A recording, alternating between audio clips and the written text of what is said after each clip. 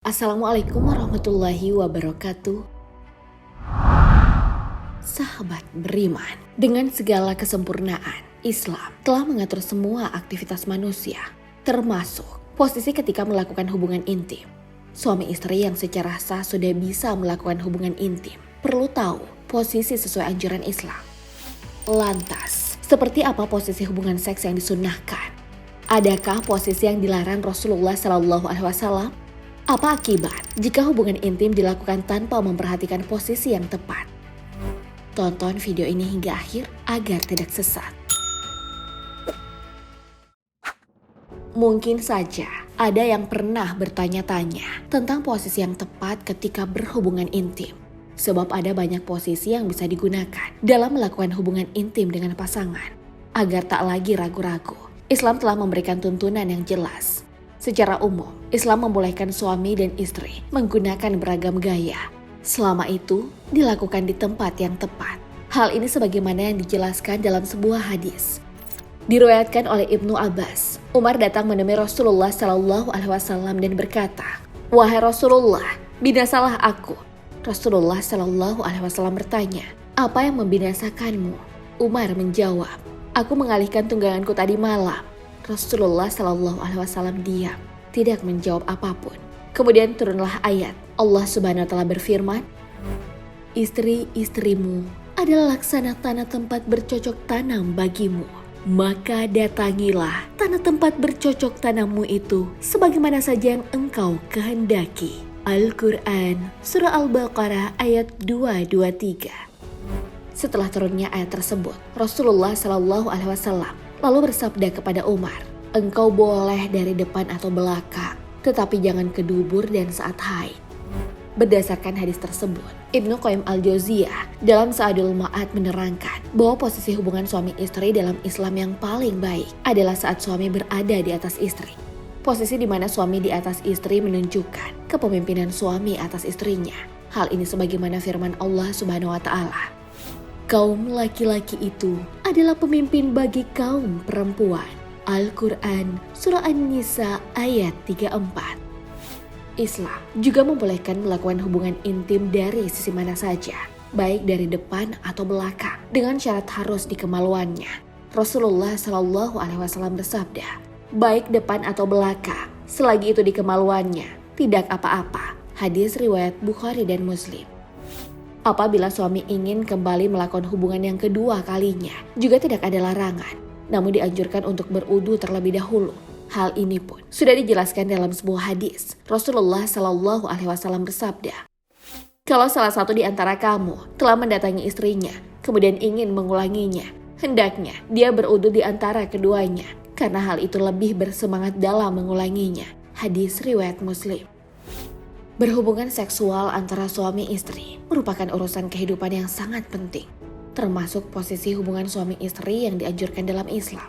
Selain memberikan petunjuk mengenai posisi hubungan suami istri, Islam juga memiliki adab berhubungan yang harus dilaksanakan. Sebab perlu kamu ketahui bahwa hubungan intim yang dilakukan suami istri ini bernilai ibadah. Itulah mengapa Rasulullah SAW menganjurkan kepada kita untuk menikah ketika sudah mampu. Hal ini tak lain agar bisa menundukkan pandangan dan mampu menjaga diri dari perbuatan dosa. Rasulullah SAW bersabda, "Wahai para pemuda, siapa yang mampu menikah di antara kamu semua, maka menikahlah, karena ia lebih dapat menahan pandangan dan lebih menjaga kemaluan. Siapa yang belum mampu, hendaknya berpuasa, karena ia sebagai tameng." Hadis riwayat Bukhari dan Muslim. Menikah menjadi jalan bagi seseorang untuk terhindar dari melakukan yang haram. Karena hubungan intim yang dilakukan setelah sah terikat tali pernikahan yang mengandung pahala. Dari Abu Dzar radhiyallahu an, ia berkata, sesungguhnya Rasulullah SAW bersabda, "Dalam kemaluan, salah satu di antara kamu itu sedekah." Mereka bertanya, "Wahai Rasulullah, apakah salah satu di antara kita menyalurkan syahwatnya dia mendapatkan pahala?" Beliau menjawab, "Apakah pendapat Anda kalau sekiranya diletakkan pada yang haram, apakah dia mendapatkan dosa? Begitu juga, kalau diletakkan yang halal, maka dia mendapatkan pahala." Hadis riwayat Muslim. Islam telah memberikan panduan posisi seks yang sesuai sunnah. Maka sebaiknya kamu berpedoman dengan apa yang telah disyariatkan dalam Islam. bukan malah menjadikan gaya seks yang dilakukan oleh orang barat. Manakah yang lebih kamu ikuti? Sunnah Rasul atau mereka yang menyalahi aturan dalam berhubungan seksual? Islam telah mengatur sedemikian rupa posisi seks yang dianjurkan. Namun jangan salah, terdapat pula hubungan seks yang dilarang. Karena hubungan intim memang bernilai pahala, maka jangan sampai nilai pahala itu tak kamu dapatkan karena dilakukan dengan posisi yang dilarang Islam. Ibnu Qayyim al-Jauzi dalam kitabnya Zadul Ma'ad fi Hadi Khairil Ibad menjelaskan 3 perkara yang menjadi tujuan pokok melakukan hubungan seks suami istri. Pertama, yakni memelihara dan melestarikan keturunan. Kedua, mengeluarkan air mani yang apabila ditahan akan dapat menimbulkan mudarat pada tubuh. Dan yang ketiga adalah menyalurkan nafsu seksual dan memperoleh kenikmatan. Maka dari itu, karena hubungan intim merupakan ibadah yang memiliki tujuan baik, maka pelaksanaannya juga harus sesuai adab. Kamu jangan sampai salah posisi ketika berhubungan intim dengan pasanganmu. Posisi yang sangat dilarang ketika berhubungan intim adalah melalui dubur atau anus. Larangan ini bahkan dijelaskan dalam beberapa hadis. Salah satu hadis dari Abu Hurairah, Rasulullah Shallallahu Alaihi Wasallam bersabda, "Terkutuklah orang yang menyetubuhi istri melalui duburnya." Hadis riwayat Abu Daud dan An-Nasai. Larangan serupa juga tercantum dalam hadis yang lainnya. Rasulullah Shallallahu Alaihi Wasallam bersabda, Allah tidak berkenan melihat laki-laki yang mendatangi atau jima kepada istrinya atau kepada laki-laki lain melalui anus atau dubur. Hadis riwayat At-Tirmizi.